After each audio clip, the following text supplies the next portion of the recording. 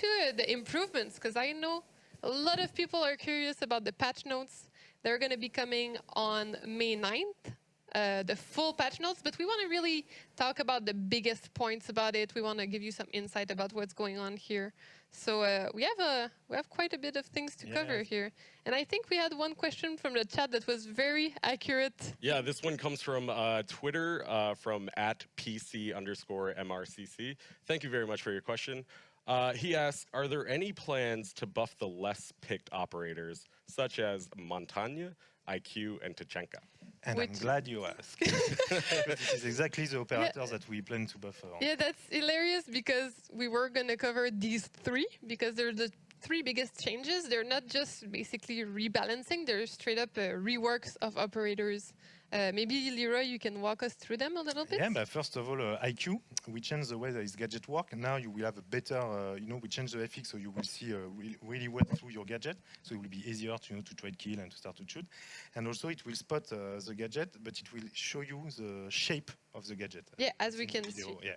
So it's easier for you to understand, okay, and to prioritize, like, okay, should I shoot this? Or I should doesn't care because it's like, and as we mentioned, it's really cool to spot the cameras we see, and she can see. Yeah, such as security cameras or Valkyrie cameras. It will be way easier for her to shoot the stuff.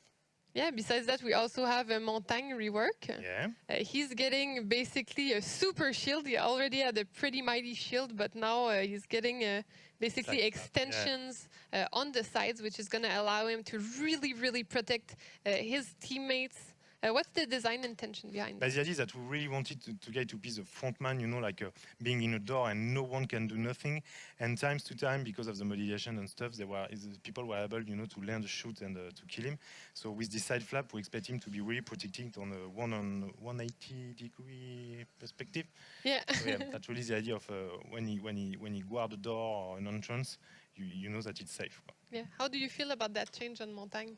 Well, now he's going to be able to not only like block the door, but actually block the door and then turn a little bit to see what's going on, like on the left side and on the right side, without being punished. Yeah, so he's going to be able to give more information for his team than before. Yeah. Shields are all about like getting information, and Montagne should be able to like get more information than the other shields, and that's what he is able to do now. You think it's going to make people use him more?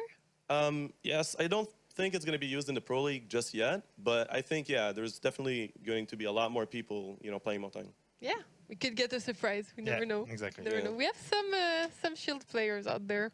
Yeah, we saw it. And we thought of you. And finally, our third bigger rework of the operators, we have Tachanka. Tachanka. The famous Tachanka. Yeah, so basically there are two parts of this revamp. There is the first one that we speed up the animation of deploying the machine gun, or I don't know when you said undeploying the machine gun. Yeah. So it's easier for you to move. So like get in, get out. Exactly, through round, and you can change position. And also we change the way it's work with detection. So now you will be able to put it like in corner, closer to wall. Okay. So basically you will have a way more. It's more analogic. You will have more use, more versatility. Yeah, more spot where you can really hide, really take a corner and try to really forbid a line of fire or something like that. But also, this is kind of the first start for Tachanka, yeah. Right? We always look at different as we mentioned, is that this patch is the beginning of a reworking on more operator, and as we mentioned, we want to be reactive and more over time, balance operator and add change and stuff like that. We will continue to do this kind of stuff. Yeah. Because we did add we do have other operator that got some slight balance changes, but those are basically the three biggest changes. The others are more like changing the loadout slightly, stuff like that. Yeah, or area of effects that increase. Or for example. Let's let them discuss about this and find out in the patch notes. I want to keep a little mystery alive.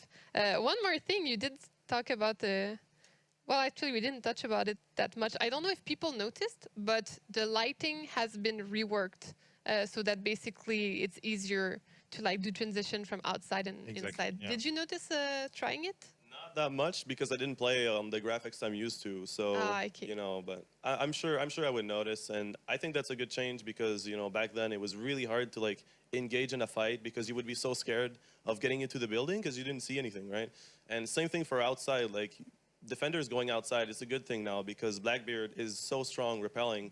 So defenders have to make sure that it's safe outside to go to counter Blackbeard. So yeah, that's a good change. All right, sounds good. Also, besides that, I have one I'm really excited about. It might seem minor for some people, but I think it's a pretty big change. It's the gadget placement cancellation possibility. So now basically our players are going to be able to stop placing a gadget whenever they want to and be very reactive. If anybody wants to chirp in and tell me how they feel it's going to change the game. So we can see on the video, you see as soon as you start to see the electrocution, you can cancel the deployment. And I think it will impact on the Termite and Bundy maybe. The rivalry. Yeah, the rivalry we saw on Garage. Yeah, it's going to remove a bunch of battery tricks, and honestly, like, I don't think it's that bad of a thing. At first, I was really against it, but now I think it's fine. Like, really, Thermite shouldn't be punished that hard for placing down his, like, you know, exothermic charge. Like, that's what he does. And I really like this change too, because back then, what defenders would do is they would wait for an attacker. They would make like a hole very, very low, and then they would just wait for the attackers to go and plant the breach charge. And while they're planting the breach charge, they can't do anything. So they would just shoot and, you know, spam the wall and that get a kill. Now, and sorry, yeah, the attackers, what they would do to counter that is they would literally like move, you know, in the way of the little like gap. And then they would stop and they would fake like placing down the breach charge just to check if yeah. And that's so silly. Like it shouldn't be, you know, it shouldn't be. So now it's not like that anymore. People won't be faking placing charges, and I really like this change. I mean, you know, it's making the game more about, you know, playing the game rather than playing against the mechanics. That sounds good to me. We also have one big change, which is customization between rounds, which means people are going to be able to change their attachments, change anything they want, basically. Tell me your thoughts, everybody. We were discussing with Serenity, and he had a good point on the rank system, because I'll let you continue on this one. Sorry, what was it? You know, like the idea is that when you play ranked, you don't know the map you're going to play. Yeah. So if you have equipped, for example, ACOG or Holosight, if it's a map with a long engagement range, you're kind of yeah. So now you're able to change your loadout and to adapt depending of the map, depending of the playstyle of your opponent.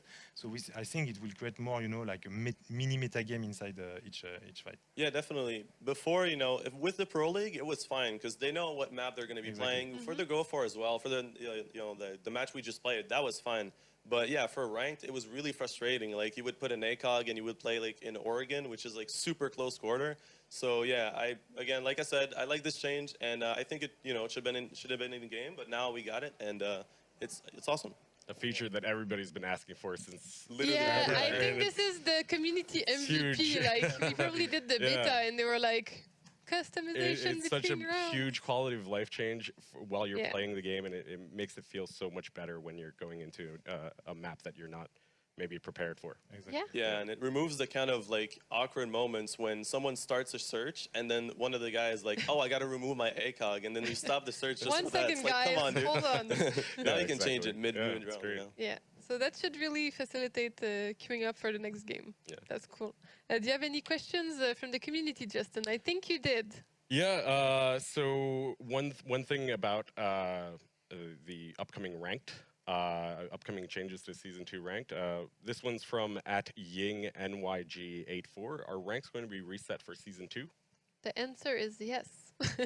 They will be reset for Season 2, but we would like you to read the patch note for the full information, because actually it's there's quite a few changes, and I think if we start covering them now, we're going to be there for a little while. So yeah, it's impossible to really capture everything that we're doing in about 2 minutes, so definitely check out the patch notes when they're released. All I can tell you is a seasonal rank is happening, and I think it should be pretty interesting to see everybody trying it.